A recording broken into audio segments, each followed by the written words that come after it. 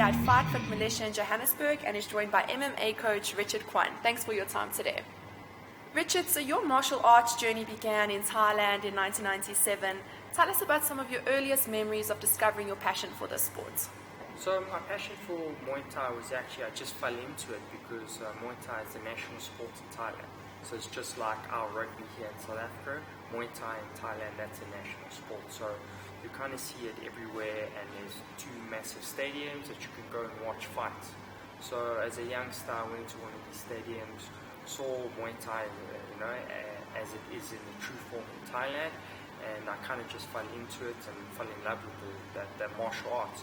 Found a gym and just started training since then, and basically the rest is history. Yeah. Okay. And you're now currently an ambassador for the sport in South Africa. There's sometimes a bit of a negative outlook on MMA as something that's dangerous. How do you respond to those kind of comments, and what good are you seeing the sport bring to the youngsters that you train these days? Just like any sport, sport is good for youngsters. It teaches them time management, teaches them discipline, teaches them how to interact as a team sport. But obviously with mixed martial arts, because of the amount of contact that it involves, a lot of people see it as kind of a street fight or not really a sport. When in matter of fact there's a lot of rules. These rules are implemented to keep the fighter safe. We fight in a cage not because of entertainment factor. It's actually to keep the fighter within the arena.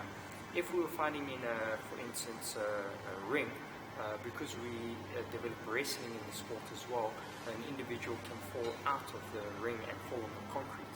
So the cage is actually there not for entertainment purposes, that people think it is actually for the safety. So Richard, what have been some of the most memorable parts of your coaching career? There's been a lot in this country. Now I've been in this country now 11 years, and when I started it was very much undeveloped sport. Fast forward to nowadays, it's very much a developed sport. We have a promotion called EFC Extreme Fighting Championship. It's a South African promotion, one of the largest promotions in the world right now. This promotion allows individuals to become professional athletes. So basically this is their job. They train and compete every month and earn a salary and sponsors. So for me, that industry has created memorable events. For instance, my guys, I have a lot of champions who built 11 UFC champions, and these guys have come from nothing. Some of them have come from nothing. Some guys have crossed the border from Zimbabwe, from Angola. They've lived in the gym for 2 to 3 years, sleeping on the mat. We fast forward 2-3 years, they own their own house, own car, they've got their own degree, and they've started their own businesses by learning the discipline through mixed martial arts. So my most memorable events is when those individuals, we got out the Mark Penes, our Temba Garimbos, just a few handful of guys that have come from nothing and now succeeded, and they're great ambassadors for the sport, great ambassadors for the country, and great ambassadors for an individual to keep pushing and succeed in life. So let's talk a little bit about the mindsets of an MMA fighter. What are some of the philosophies here at the gym, especially in moments where maybe you've been defeated in a fight and need to persevere? So we have a very demanding philosophy in my facility at FFM.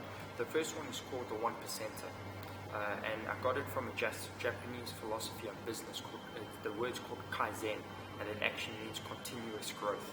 So a lot of the Western world have adopted it into their business. It's actually a business philosophy, and I've taken and put it into a sporting environment and a personal environment.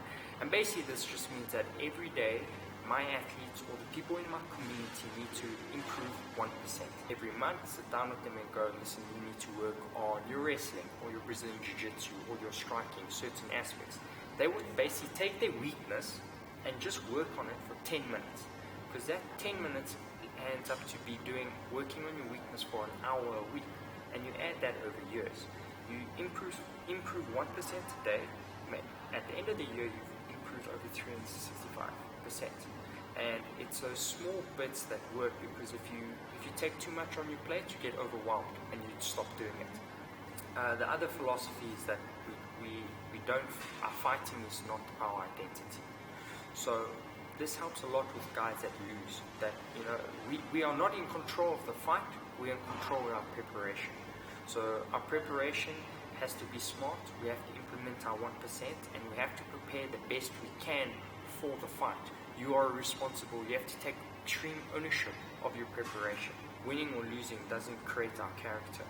So that helps a lot with the guys, that at the end of the day, you need to fail to win. So if you didn't lose or you haven't failed in practice, you don't really know what your weaknesses are. So sometimes, for instance, with my amateurs, I want them to lose as an amateur because they understand how to deal with a loss. And I would like them to lose a few times as an amateur before I turn them pro, because they've understood at a grassroots level how to deal with losses and how to bounce back from them. That happens at pro level, at the top level. Sometimes it just breaks the athlete, it breaks the individual, and they never want to do it again. And then just lastly, to end it off, do you have any advice or encouragement for youngsters or even older athletes that are just starting out in the sport and hope to be successful? Guys just mustn't be impatient with martial arts, Some people are going to learn easier and quicker than the others, and a lot of people might get discouraged because of it. And educate yourself. Don't be so stubborn in terms of understanding one martial art. We have several martial arts out there, and that's where mixed martial arts came in, because it's 4, 5, 6 martial arts put in one. And that's the beauty of it, that you can be training at a mixed martial arts facility but trying to understand several martial arts. So don't be stubborn in your studying of different martial arts, because at the end of the day, regardless if you like it or you don't like it, you've got to understand it. Thanks very much for your time today. Thank you very much.